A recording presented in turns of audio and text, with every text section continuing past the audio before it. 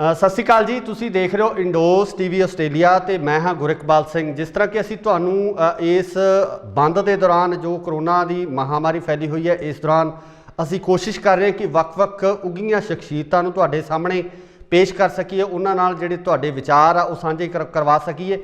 ਸੋ ਇਸੇ ਲੜੀ ਦੇ ਵਿੱਚ ਅੱਜ ਅਸੀਂ ਤੁਹਾਨੂੰ ਜਿਹੜੀ ਗੱਲਬਾਤ ਕਰਵਾਉਣ ਜਾ ਰਹੇ ਹਾਂ ਉਹ ਉੱਘੇ ਲੇਖਕ ਤੇ ਨਾਟਕਕਾਰ ਉਹਨਾਂ ਨਾਲ ਗੱਲਬਾਤ ਕਰਵਾਉਣ ਜਾ ਰਹੇ ਹਾਂ। ਸੋ ਸਾਡੇ ਨਾਲ ਹਾਜ਼ਰ ਨੇ ਸ਼੍ਰੀ ਪਾਲੀ ਭੁਪਿੰਦਰ ਜੀ। ਬਹੁਤ ਬਹੁਤ ਸਵਾਗਤ ਹੈ ਸਰ ਤੁਹਾਡਾ ਚੈਨਲ ਦੇ ਉੱਪਰ। ਬਹੁਤ ਬਹੁਤ ਧੰਨਵਾਦ, ਤੁਸੀਂ ਸਾਨੂੰ ਸਮਾਂ ਦਿੱਤਾ ਜੀ। ਬਹੁਤ ਬਹੁਤ ਸ਼ੁਕਰੀਆ ਵੀਰ ਜੀ, ਸ਼ੁਕਰੀਆ ਤੁਹਾਡਾ। ਤੁਸੀਂ ਮੈਨੂੰ ਲੋਕਾਂ ਦੇ ਰੂਬਰੂ ਕਰ ਰਹੇ ਹੋ, ਸੋ ਸ਼ੁਕਰੀਆ ਤਾਂ ਤੁਹਾਡਾ ਕਰਨਾ ਚਾਹੀਦਾ ਮੈਨੂੰ। ਜੀ ਜੀ, ਧੰਨਵਾਦ ਜੀ। ਸਰ ਮੈਂ ਸਭ ਤੋਂ ਪਹਿਲੀ ਗੱਲ ਇਹ ਰੱਖੂੰਗੀ, ਜੋ ਤੁਸੀਂ ਜਿਹੜਾ ਨਵਾਂ ਕਨਸੈਪਟ ਲੈ ਕੇ ਹਾਜ਼ਰ ਹੋਏ ਹੋ, ਕਿਉਂਕਿ ਤੁਹਾਡੇ ਬਾਬਤ ਇਹ ਕਿਹਾ ਜਾਂਦਾ ਕਿ ਤੁਸੀਂ ਵੱਖ-ਵੱਖ ਤਰ੍ਹਾਂ ਦੇ ਜਿਹੜੇ ਤਜਰਬੇ ਆਪਣੀ ਜ਼ਿੰਦਗੀ ਦੇ ਵਿੱਚ ਕਰਦੇ ਰਹਿੰਦੇ ਹੋ ਅਤੇ ਵੱਖ-ਵੱਖ ਤਰ੍ਹਾਂ ਦੀਆਂ ਜਿਹੜੀਆਂ ਸੋਚ ਹੈ ਜਿਹੜੀ ਆਪਣੀ ਉਸ ਹਿਸਾਬ ਨਾਲ ਤਜਰਬੇ ਕਰਦੇ ਹੋ। ਸੋ ਇੱਕ ਜਿਹੜਾ ਤੁਸੀਂ ਨਵਾਂ ਤਜਰਬਾ ਕੀਤਾ ਹੈ ਕਿ ਇੰਡਸਟਰੀ ਦੇ ਬਹੁਤ ਸਾਰੇ ਕਲਾਕਾਰਾਂ ਨੂੰ ਇਕੱਠਾ ਕਰਕੇ ਇੱਕ ਮੋਟੀਵੇਸ਼ਨਲ ਜਿਹੜਾ ਸੌਂਗ ਹੈ ਤੁਸੀਂ ਪੰਜਾਬੀਆਂ ਵਾਸਤੇ ਲੈ ਕੇ ਆਏ ਹੋ ਅਤੇ ਲੋਕਾਂ ਵੱਲੋਂ ਬਹੁਤ ਹੀ ਜ਼ਿਆਦਾ ਪਿਆਰ ਹੈ ਜਿਹੜਾ ਇਸ ਗੀਤ ਨੂੰ। ਇਹਦੇ ਬਾਬਤ ਕੀ ਕਹਿਣਾ ਚਾਹੋਗੇ ਕਿ ਇਹ ਕਨਸੈਪਟ ਤੁਹਾਡੇ ਦਿਮਾਗ ਦੇ ਵਿੱਚ ਕਿਸ ਤਰ੍ਹਾਂ ਆਇਆ ਅਤੇ ਕਿਸ ਤਰ੍ਹਾਂ ਤੁਸੀਂ ਇਸ ਸਾਰੀ ਚੀਜ਼ ਬਾਰੇ ਸੋਚਿਆ ਜੀ?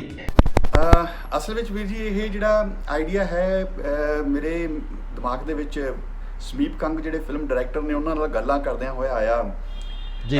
ਕਈ ਦਿਨਾਂ ਤੋਂ ਅਸੀਂ ਰੋਜ਼ ਇਸ ਗੱਲ ਤੇ ਸਾਨੂੰ ਟੈਨਸ਼ਨ ਹੁੰਦੀ ਸੀਗੀ ਕਿ ਇਹ ਬੜਾ ਡਿਪਰੈਸ਼ਨ ਵਾਲੀ ਸਟੇਟ ਹੈ। ਆਫ ਕੋਰਸ ਜਿਹੜੇ ਲੋਕਾਂ ਨੂੰ ਫਾਈਨੈਂਸ਼ੀਅਲੀ ਤੰਗੀ ਵੀ ਹੋਏਗੀ, ਉਹਨਾਂ ਦੇ ਰੁਜ਼ਗਾਰ ਵੀ ਰੁਕੇ ਹੋਏ ਨੇ, ਲੇਕਿਨ ਨਾਲ ਹੀ ਜਿਹੜੇ ਕਿਤੇ ਨਾ ਕਿਤੇ ਲੋਕ ਇਮੋਸ਼ਨਲੀ ਵੀ ਸਟਕ ਹੋਏ ਬੈਠੇ ਨੇ, ਅੰਦਰ ਬੈਠੇ ਨੇ, ਡਰੇ ਹੋਏ ਨੇ। ਘਬਰਾਹਟ ਦਾ ਮਾਹੌਲ ਹੈ ਕਿ ਕਦੋਂ ਇਹ ਮਾਹੌਲ ਖਤਮ ਹੋਏਗਾ, ਕਦੋਂ ਇਹ ਚੀਜ਼ਾਂ ਖਤਮ ਹੋਣਗੀਆਂ ਕਿ ਨਹੀਂ ਹੋਣਗੀਆਂ।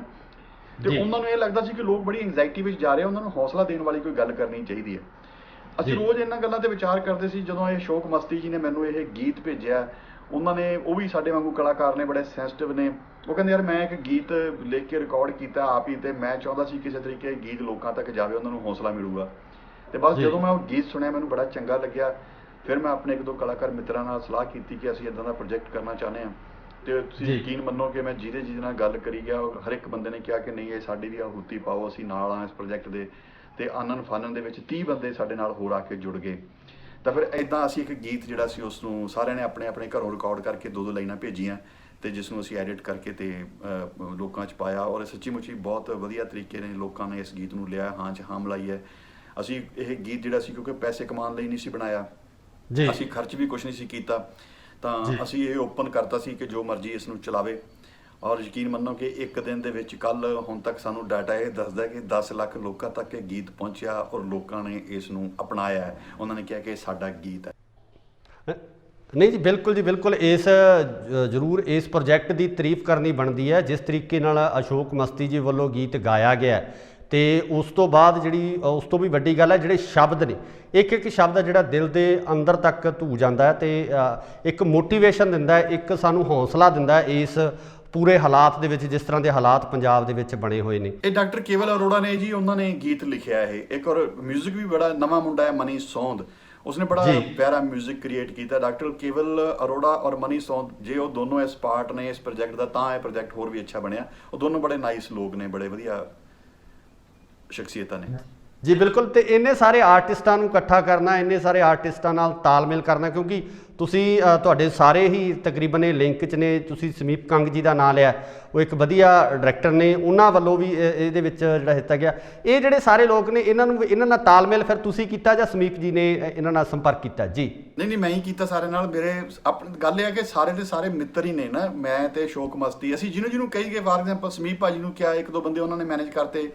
ਔਰ ਮੈਂ ਜਾਤੀ ਤੌਰ 'ਤੇ ਹਰ ਇੱਕ ਆਰਟਿਸਟ ਨਾਲ ਸੋਸ਼ਲੀ ਜੁੜਿਆ ਹੋਇਆ। ਮੈਂ ਭਾਵ ਐਜ਼ ਆਰਟ ਉਹਨਾਂ, ਅਤੇ ਹੁਣ ਵੀ ਮੈਂ ਉਹਨਾਂ ਨੂੰ ਜਦੋਂ ਦੱਸਿਆ, ਜਿਹਨੂੰ ਆਵਾਜ਼ ਮਾਰੀ, ਜਸਵਿੰਦਰ ਭੱਲਾ ਜੀ ਨੂੰ, ਸਰਦਾਰ ਸੋਹੀ ਜੀ ਬਿਮਾਰ ਸੀਗੇ, ਉਹ ਮੇਰੇ ਲਈ ਚੇਚੇ ਤੌਰ 'ਤੇ ਆਪਣੇ ਘਰੋਂ ਨਿਕਲ ਕੇ, ਨਾਲ ਖੇਤ ਹੈਗਾ, ਖੇਤ ਦੇ ਵਿੱਚ ਜਾ ਕੇ ਉਹਨਾਂ ਨੇ ਰਿਕਾਰਡ ਕਰਕੇ ਭੇਜਿਆ। ਕਰਮਜੀਤ ਅਨਮੋਲ, ਗੁਰਪ੍ਰੀਤ ਘੁੱਗੀ, ਔਰ ਸਾਨੂੰ ਦਲੇਰ ਮਹਿੰਦੀ ਜੀ ਨੇ, ਮੀਕੇ ਜੀ ਨੇ, ਔਰ ਸਾਨੂੰ ਇੱਕ ਬੰਦੇ ਨੇ ਸਾਨੂੰ ਪੂਰਾ ਕੋਆਪਰੇਟ ਕੀਤਾ।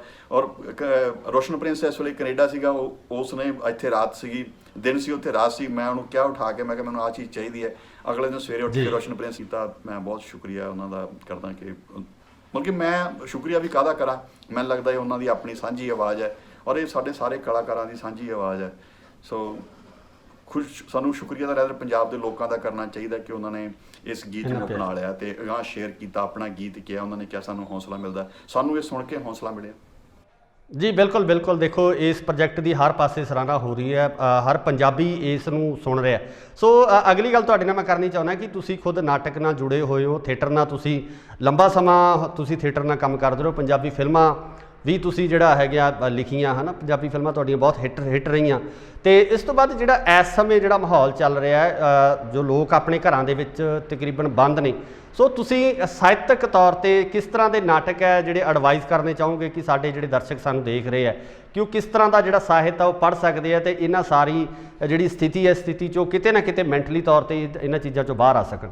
ਜੀ ਦੇਖੋ, ਹਮੇਸ਼ਾ ਮੈਂ ਵੀ, ਤੁਸੀਂ ਬਹੁਤ ਵਧੀਆ ਗੱਲ ਕਹਿ ਰਹੇ ਹੋ। ਸੱਚੀ ਗੱਲ ਤਾਂ ਇਹ ਹੈ ਕਿ ਕਿਤਾਬਾਂ ਪੜ੍ਹਨਾ ਇਸ ਵੇਲੇ ਲੋਕਾਂ ਨੂੰ ਡਿਪਰੈਸ਼ਨ 'ਚੋਂ ਕੱਢ ਸਕਦਾ ਹੈ। ਮੈਂ ਇਕੱਲੇ ਕਿਤਾਬਾਂ ਨਾ ਹੁਣ, ਮੈਂ ਕਹਿੰਦਾ ਕੋਈ ਵੀ ਕ੍ਰੀਏਟਿਵ ਕੰਮ ਕਰੋ। ਮੈਂ ਆਪਣੇ ਬੱਚਿਆਂ ਨੂੰ ਵੀ, ਉਹ ਵੀ ਕੈਨੇਡਾ ਵਿੱਚ ਬੈਠੇ ਨੇ, ਸਟੱਕ ਨੇ, ਮੈਂ ਉਹਨਾਂ ਨੂੰ ਵੀ ਇਹੀ ਕਹਿੰਦਾ ਹੁੰਦਾ ਕਿ ਤੁਸੀਂ ਆਪਣਾ ਧਿਆਨ ਕ੍ਰੀਏਟਿਵ ਪਾਸੇ ਲਾਓ ਅਤੇ ਤੁਸੀਂ ਡਿਪਰੈਸ਼ਨ 'ਚ ਨਹੀਂ ਜਾਓਗੇ। ਕਿਤਾਬਾਂ ਅਗਰ ਕੋਈ ਪੜ੍ਹ ਸਕੇ ਤਾਂ ਮੈਂ ਹਮੇਸ਼ਾ ਨਾਵਲ ਅਤੇ ਨਾਟਕ ਸੁਜੈਸਟ ਕਰਦਾ, ਔਰ ਮੈਂ ਕਹਿੰਦਾ ਹੁੰਦਾ ਕਿ ਤੁਸੀਂ ਪੰਜਾਬੀ ਦੇ ਜਿੰਨੇ ਨਾਟਕ ਪੜ੍ਹ ਸਕੋ, ਜੋ ਮਿਲੇ ਤੁਹਾਨੂੰ ਲਿਟਰੇਚਰ ਮਿਲਣ ਨੂੰ ਪੜ੍ਹ ਸਕੇ। ਮੇਰੇ ਫੇਵਰੇਟ ਅਗਰ ਮੈਂ ਕਹਾਂ ਤਾਂ ਮੈਂ ਕਹੂੰਗਾ ਲੀਓ ਟੋਲਸਟਾਏ ਹਮੇਸ਼ਾ ਮੇਰੇ ਫੇਵਰੇਟ ਰਾਈਟਰ ਰਹੇ ਨੇ। ਹੈਨਰਿਕ ਇਬਸਨ, ਚੈਖੋਵ, ਗੋਰਕੀ, ਇਹ ਸਾਰੇ ਮੇਰੇ ਫੇਵਰੇਟ ਰਾਈਟਰ ਰਹੇ ਨੇ। ਮੈਂ ਕਲਾਸਿਕ ਲਿਟਰੇਚਰ ਦੀ ਗੱਲ ਕਰਾਂ ਤਾਂ, ਔਰ ਮੰਟੋ ਮੋਪਾਂਸਾ, ਇਹ ਮੇਰੇ ਸਾਰੇ ਫੇਵਰੇਟ ਰਾਈਟਰ ਨੇ। ਸ਼੍ਰੀ ਲਾਲ ਸ਼ੁਕਲ ਦਾ ਨਾਵਲ ਰਾਗ ਦਰਬਾਰੀ, ਰਾਹੀ ਮਸੂਮ ਰਜਾ, ਟੋਪੀ ਸ਼ੁਕਲਾ ਟਾਈਪ, ਅਗਰ ਕੋਈ ਇੱਦਾਂ ਦਾ ਲਿਟਰੇਚਰ ਪੜ੍ਹ ਸਕੇ ਤਾਂ ਮੈਨੂੰ ਲੱਗਦਾ ਇਹ ਬਹੁਤ ਵਧੀਆ ਹੋਏਗੀ। ਲੇਕਿਨ ਜੇ ਨਹੀਂ ਵੀ ਮਿਲਦਾ ਤਾਂ ਜੋ ਮਿਲਦਾ ਉਹ ਨੈਟਫਲਿਕਸ ਦੇ ਉੱਪਰ ਇੰਨੀਆਂ ਫਿਲਮਾਂ ਪਈਆਂ ਨੇ, ਉਹ ਫਿਲਮਾਂ ਦੇਖੋ, ਅੱਛੀਆਂ ਆਰਟਿਸਟਿਕ ਫਿਲਮਾਂ ਨੇ, ਵਧੀਆ ਮੌਕਾ ਹੈ। ਮੈਂ ਆਪਣੇ ਆਰਟਿਸਟ ਮਿੱਤਰਾਂ ਨੂੰ ਇਹ ਕਹਿੰਦਾ, ਐਮਾਜ਼ੋਨ, ਨੈਟਫਲਿਕਸ, ਇਸ ਵੇਲੇ ਕਿੰਨੀਆਂ ਫਿਲਮਾਂ ਸਾਡੇ ਕੋਲ ਘਰੇ ਅਵੇਲੇਬਲ ਨੇ, ਤੁਸੀਂ ਉਹ ਫਿਲਮਾਂ ਦੇਖੋ। ਹੋਰ ਨਹੀਂ ਤਾਂ ਸੰਗੀਤ ਸੁਣੋ, ਹੈ ਨਾ। ਸੰਗੀਤ ਸੁਣ ਕੇ ਵੀ ਆਮ ਤੌਰ 'ਤੇ ਜਿਹੜਾ ਇਸ ਮੌਕੇ ਦੇ ਉੱਪਰ ਮੈਡੀਟੇਸ਼ਨਲ ਔਰ ਗੁਰਬਾਣੀ ਟਾਈਪ ਸੰਗੀਤ ਜਿਹੜਾ ਬੰਦੇ ਨੂੰ ਬਹੁਤ ਹੀ ਹੌਸਲਾ ਦਿੰਦਾ। ਤਾਂ ਮੈਂ ਕਲਾਸਿਕ ਸੰਗੀਤ ਜਿਹੜਾ ਹੈ ਉਹ ਅਗਰ ਕੋਈ ਸੁਣ ਸਕੇ ਤਾਂ ਮਤਲਬ ਕਿ ਧਿਆਨ, ਮਤਲਬ ਕਿ ਆਪਣੇ ਇਹਨਾਂ ਹਟਾ ਕੇ ਧਿਆਨ ਆਪਣੇ ਅੰਦਰ ਲੈ ਜਾਏ ਨਾ, ਬਾਹਰੋਂ ਧਿਆਨ ਹਟਾ ਕੇ ਕੋਈ, ਤਾਂ ਮੈਨੂੰ ਲੱਗਦਾ ਕਿ ਇਸ ਵੇਲੇ ਵਧੀਆ ਗੱਲਾਂ ਹੋ ਸਕਦੀਆਂ। ਜੀ ਬਿਲਕੁਲ, ਦੇਖੋ ਜਿਸ ਤਰ੍ਹਾਂ ਤੁਸੀਂ ਬੜੀ ਵਧੀਆ ਗੱਲ ਕਹੀ ਹੈ ਕਿ ਜਿਹੜੇ ਲੋਕ ਹੈ ਇਸ ਸਮੇਂ ਮੈਂਟਲੀ ਤੌਰ 'ਤੇ ਡਿਸਟਰਬ ਹੋ ਰਹੇ ਨੇ, ਕਿਉਂਕਿ ਕਰੋਨਾ ਦੀ ਦਹਿਸ਼ਤ ਜਿਹੜੀ ਇੰਨੀ ਫੈਲ ਰਹੀ ਹੈ ਅਤੇ ਕਿਤੇ ਨਾ ਕਿਤੇ ਲੋਕ ਹੈ ਜਿਹੜੇ ਪਿਛਲੇ ਕੁਝ ਸਮੇਂ ਤੋਂ ਜਿਹੜਾ ਸਾਹਿਤ ਨਾਲੋਂ ਵੀ ਥੋੜ੍ਹਾ ਟੁੱਟ ਚੁੱਕੇ ਸੀ, ਸਾਹਿਤ ਤੋਂ ਦੂਰ ਹੋ ਜਾ ਰਹੇ ਸੀ। ਸੋ ਇਹ ਜਿਹੜਾ ਸਮਾਂ, ਇਹਦੀ ਸਹੀ ਯੂਟੀਲਾਈਜੇਸ਼ਨ ਇਸੇ ਤਰੀਕੇ ਨਾਲ ਹੋ ਸਕਦੀ ਹੈ ਕਿ ਸਾਹਿਤ ਨੂੰ ਪੜ੍ਹਿਆ ਜਾਵੇ, ਸਾਹਿਤ ਨੂੰ ਮਤਲਬ ਜਾਣੀ ਕਿ ਨੇੜੇ ਤੋਂ ਜਿਹੜਾ ਦੇਖਿਆ ਜਾਵੇ। ਸੋ ਤੁਸੀਂ ਫਿਲਮਾਂ ਦੀ ਗੱਲ ਕੀਤੀ ਹੈ ਜੀ, ਤੁਸੀਂ ਨੈਟਫਲਿਕਸ ਦੀ ਗੱਲ ਕੀਤੀ ਹੈ, ਕੁਝ ਫਿਲਮਾਂ ਜ਼ਰੂਰ ਤੁਹਾਡੇ ਵੱਲੋਂ ਚਾਹਾਂਗੇ ਕਿ ਤੁਸੀਂ ਰਿਕਮੈਂਡ ਕਰੋ ਸਾਡੇ ਦਰਸ਼ਕਾਂ ਨੂੰ ਕਿ ਕਿਹੜੀਆਂ ਮੋਟੀਵੇਸ਼ਨਲ ਫਿਲਮਾਂ, ਚਾਹੇ ਉਹ ਨਵੀਆਂ ਜਾਂ ਪੁਰਾਣੀਆਂ ਹੋਣ, ਤਾਂ ਉਹਨਾਂ ਦੇ ਨਾਂ ਜ਼ਰੂਰ ਤੁਹਾਡੇ ਤੋਂ ਪੁੱਛਣਾ ਚਾਹਾਂਗੇ, ਕਿਉਂਕਿ ਤੁਸੀਂ ਬਹੁਤ ਸਾਰੇ ਇਸ ਚੀਜ਼ ਨਾਲ ਬਹੁਤ ਡੂੰਘੇ ਤਰੀਕੇ ਨਾਲ ਜੁੜੇ ਹੋਏ ਹੋ। ਅਸਲ 'ਚ ਨਾ ਮੇਰਾ ਟੇਸਟ ਹੈ ਨਾ ਥੋੜ੍ਹਾ ਜਿਹਾ ਡਿਫਰੈਂਟ ਹੈ। ਮੈਂ ਫਿਲਮਾਂ ਤਾਂ ਸਾਰੀਆਂ ਜਿਹੜੀਆਂ ਵੀ ਐਕਸ਼ਨ ਫਿਲਮਾਂ ਹੋਣ, ਭਾਵੇਂ ਹੌਰਰ ਹੋਣ, ਡਰਾਮਾ ਹੋਵੇ, ਮੈਨੂੰ ਜ਼ਿਆਦਾ ਡਰਾਮਾ ਪਸੰਦ ਹੈ, ਮੈਂ ਦੇਖ ਲੈਣਾ। ਲੇਕਿਨ ਇਹੋ ਜਿਹੀ ਮੇਰਾ ਜਿਹੜਾ ਟੇਸਟ ਹੈ ਥੋੜ੍ਹਾ ਜਿਹਾ, ਜਦੋਂ ਮੈਂ ਵਿਹਲਾ ਹੋਵਾਂ ਤਾਂ ਫਿਰ ਮੇਰਾ ਧਿਆਨ ਹੁੰਦਾ ਕਿ ਮੈਂ ਹਿਸਟਰੀ ਨਾਲ ਸੰਬੰਧਿਤ ਕੀ ਦੇਖ ਸਕਦਾ। ਤਾਂ ਫਿਰ ਮੇਰੇ ਜਿਹੜੇ ਉਹ ਨੈਟਫਲਿਕਸ ਦੇ ਉੱਪਰ ਹਿਸਟੋਰੀਕਲ ਸੀਰੀਜ਼ ਪਈਆਂ ਨੇ, ਉਹ ਭਾਵੇਂ ਉਹ ਰੋਮਨ ਅੰਪਾਇਰ ਹੈ, ਉਹ ਰੋਮ ਬਾਰੇ ਹੈ, ਗ੍ਰੀਕ ਬਾਰੇ ਹੈ, ਓਲਡ ਚਾਈਨਾ ਬਾਰੇ ਹੈ, ਸੈਕੰਡ ਵਰਲਡ ਵਾਰ ਬਾਰੇ ਹੈ, ਉਹ ਹੁਣ ਕਲਰ ਦੇ ਵਿੱਚ ਆ ਚੁੱਕੀ ਹੈਗੀ। ਸੱਚੀ ਗੱਲ ਹੈ, ਮੈਂ ਉਹ ਜੀ ਹਿਸਟੋਰੀਕਲ ਸੀਰੀਜ਼ ਦੇਖਣਾ ਪਸੰਦ ਕਰਦਾ, ਜਾਂ ਫਿਰ ਜਿਹੜੀਆਂ ਸਾਇੰਸ ਨਾਲ ਜੁੜੀਆਂ ਹੋਈਆਂ ਸੀਰੀਜ਼ ਨੇ ਜਿਨ੍ਹਾਂ ਵਿੱਚ ਐਕਸਪਲੇਨ ਕੀਤਾ ਗਿਆ ਹੁੰਦਾ ਹੈ, ਵਟ ਇਫ ਐਕਸਪਲੇਨਡ ਟਾਈਪ ਸੀਰੀਜ਼ ਨੇ, ਜਿਨ੍ਹਾਂ ਵਿੱਚ ਦੱਸਿਆ ਹੁੰਦਾ ਹੈ ਜ਼ਿੰਦਗੀ ਵਿੱਚ ਸਾਇੰਸ ਜਿਹੜੇ ਇਵਨ ਮੂਡ ਨੂੰ ਵੀ ਡਿਫਾਈਨ ਕਰਨ ਦੀ ਕੋਸ਼ਿਸ਼ ਕਰਦੀ ਹੈ ਕਿ ਮੂਡ ਕੀ ਚੀਜ਼ ਹੈ, ਸੰਗੀਤ ਕੀ ਚੀਜ਼ ਹੈ, ਪੈਸਾ ਕੀ ਚੀਜ਼ ਹੈ। ਇਹਨੂੰ ਸਾਇੰਟੀਫਿਕ ਨਜ਼ਰੀਏ ਨਾਲ ਸਮਝਣ ਦੀਆਂ ਪੂਰੀਆਂ ਸੀਰੀਜ਼ ਪਈਆਂ ਨੇ ਨੈਟਫਲਿਕਸ ਦੇ ਉੱਪਰ, ਅਤੇ ਮੈਨੂੰ ਉਹੋ ਜਿਹੀਆਂ ਚੀਜ਼ਾਂ ਪਸੰਦ ਆ। ਜਾਤੀ ਤੌਰ ਮੈਂ ਕਹਿੰਦਾ ਕਿ ਅਗਰ ਕੋਈ ਦੇਖਣਾ ਚਾਹਵੇ ਹਿਸਟੋਰੀਕਲ ਚੀਜ਼ਾਂ ਦੇਖੇ ਆਪਣੀਆਂ, ਸਾਈਫਾਈ ਬਹੁਤ ਜ਼ਿਆਦਾ ਪਿਆ ਉੱਥੇ, ਸਾਈਫਾਈ ਦੇਖਿਆ ਜਾ ਸਕਦਾ, ਡਰਾਮਾ ਬਹੁਤ ਪਿਆ ਹਾਲੀਵੁੱਡ ਦਾ।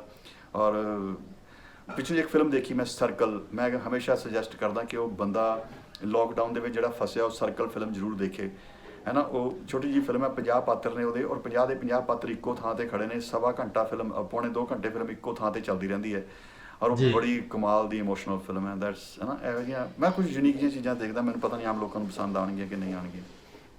ਜੀ ਬਿਲਕੁਲ ਜੀ ਬਿਲਕੁਲ, ਮੈਂ ਹੁਣ ਅਖੀਰ 'ਤੇ ਤੁਹਾਨੂੰ ਵਧਾਈ ਦੇਣਾ ਚਾਹੁੰਦਾ ਕਿ ਜਿਹੜਾ ਤੁਸੀਂ ਇਹ ਕਨਸੈਪਟ ਪੰਜਾਬ ਵਾਸਤੇ ਲੈ ਕੇ ਆਏ ਹੋ, ਪੰਜਾਬ ਨੂੰ ਤੁਸੀਂ ਕੋਸ਼ਿਸ਼ ਕੀਤੀ ਹੈ ਵੀ ਇਸ ਮਾਨਸਿਕਤਾ ਜਿਹੜੀ ਪ੍ਰਭਾਵ ਪੈ ਰਿਹਾ ਮਾਨਸਿਕ ਪੱਧਰ ਦੇ ਉੱਪਰ, ਉਸ 'ਚੋਂ ਕੱਢਣ ਦੀ ਕੋਸ਼ਿਸ਼ ਕੀਤੀ ਹੈ। ਮੋਟੀਵੇਸ਼ਨਲ ਤੁਸੀਂ ਇੱਕ ਜਿਹੜਾ ਗੀਤ ਹੈ, ਕਨਸੈਪਟ ਹੈ, ਜਿਹੜੇ ਪੂਰੇ ਪੰਜਾਬੀਆਂ ਨੂੰ ਦੇ ਰੂਬਰੂ ਕੀਤਾ। ਇਸ ਲਈ ਤੁਸੀਂ ਤੁਹਾਨੂੰ ਅਤੇ ਤੁਹਾਡੀ ਪੂਰੀ ਟੀਮ ਨੂੰ ਮੈਂ ਵਧਾਈ ਦੇਣਾ ਚਾਹਾਂਗਾ ਸਾਡੇ ਅਦਾਰੇ ਵੱਲੋਂ। ਅਤੇ ਬਹੁਤ ਬਹੁਤ ਸ਼ੁਕਰੀਆ ਸਰ, ਤੁਸੀਂ ਸਾਨੂੰ ਸਮਾਂ ਦਿੱਤਾ। ਤੁਸੀਂ ਆਪਣੇ ਰੁਝੇਵਿਆਂ ਵਿੱਚੋਂ, ਕਿਉਂਕਿ ਤੁਸੀਂ ਵਿਅਸਤ ਹੁੰਦੇ ਹੋ ਸਕ੍ਰਿਪਟ ਲਿਖਣ ਦੇ ਵਿੱਚ ਹੁਣ ਤਾਂ ਕੋਈ ਰੁਝੇਵੇਂ ਨਹੀਂ, ਸਗੋਂ ਹੁਣ ਤਾਂ ਗੱਲ ਕਰਨ ਵਾਲੇ ਲੋਕ ਚਾਹੀਦੇ ਆ। ਥੈਂਕ ਯੂ ਵੈਰੀ ਮਚ, ਜੀ। ਤੁਹਾਡਾ ਸ਼ੁਕਰੀਆ, ਤੁਸੀਂ ਮੇਰੇ ਨਾਲ ਗੱਲਾਂ ਕੀਤੀਆਂ। Thank you very much. ਸ਼ੁਕਰੀਆ ਸਰ, ਸ਼ੁਕਰੀਆ।